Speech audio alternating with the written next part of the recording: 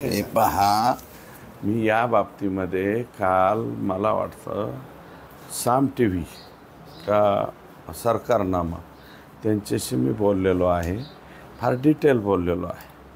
तरी बी आत्ता मी बोलतो की इतका खालच्या दर्जाचं राजकारण हे करणं उचित नाही. परंतु बीड जिल्ह्यामध्ये हे चाललं आहे आणि त्यातल्या त्यात ते तुम्ही काय करता, ते सामाजिक कार्यकर्त्या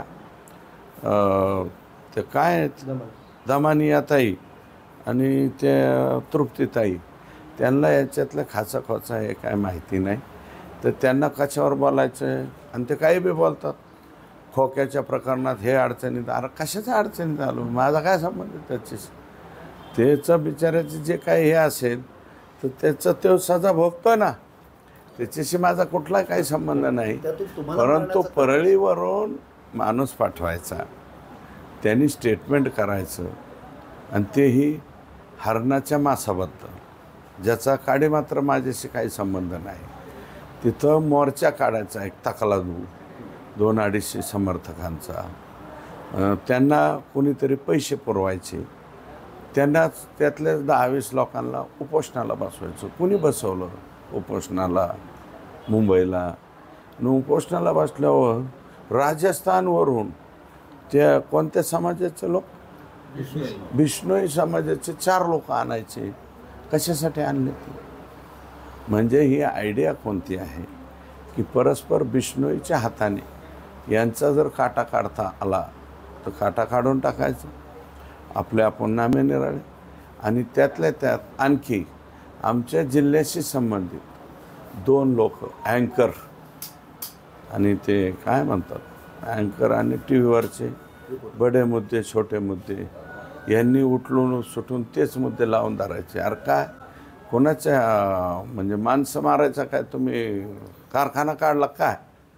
कोणाला मारता म्हणजे संतोष देशमुखला मारलं. संतोष देशमुखला ज्या पद्धतीने मारलं तुम्ही, ती पद्धत फार चुकीची आहे आणि त्याच्यावरती आवाज मी उठवला म्हणून तुमचं कोणाचं तरी मंत्रिपद गेलं म्हणून मग काय धरायचा, तर खोक्या धरायचा, तोच वाजवायचा. कोण खोक्या, काय खोक्या? ते खोक्याच्या तिथं गेलो मी, ढाकणे कुटुंबियाचा आणि त्यांचा वाद झाला होता. ते खरा वाद तो होता. मग त्याचं कारण नाही आहे, कारण दुसरंच करायचं आणि त्यात हरण आणायचं आणि हरण आणून बिश्नोई समाज आणायचं, लगेच लॉरेन्स बिश्नोई आणि मग तिथं उपोषणाला बसायचं. लॉरेन्स बिश्नोई, बिश्नोई समाजाचे लोक, कोणी यांचे विमानाचे तिकीटं काढले, कोणी यांना मुंबईला बसवलं, कोणाला बसवलं, याची संपूर्ण चौकशी करण्यासाठी मुख्यमंत्र्यांना, म्हणजे माणसाचे काटे कसे काढायचे असे नवीन उद्योग मला वाटतं बीड जिल्ह्यामध्ये चालू.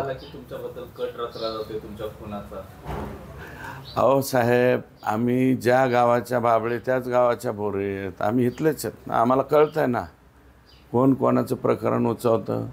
खोक्या हे निमित्त मात्र आहे, निमित्त मात्र आहे. त्याच्या आडून बिश्नोई समाजापर्यंत जायचं हे कोणाचे डोके आहेत हे एकदा मला मुख्यमंत्र्यांकडून तक्रार करून, आणि माझं मत आहे की पोलिसने स्पेशल पोलीस नेमून याची चौकशी करावी. फक्त कट यशस्वी झाला. फक्त एवढंच आहे की त्या दमानियाताईंना यांना सांगणं आहे की तुम्हाला ज्या गोष्टी माहीत नसतात त्याच्यात किमान तोंड तरी घालू नका.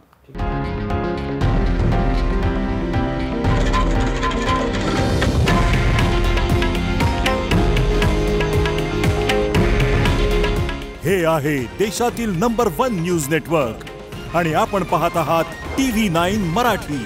काळजी तुमची, हित महाराष्ट्राचं.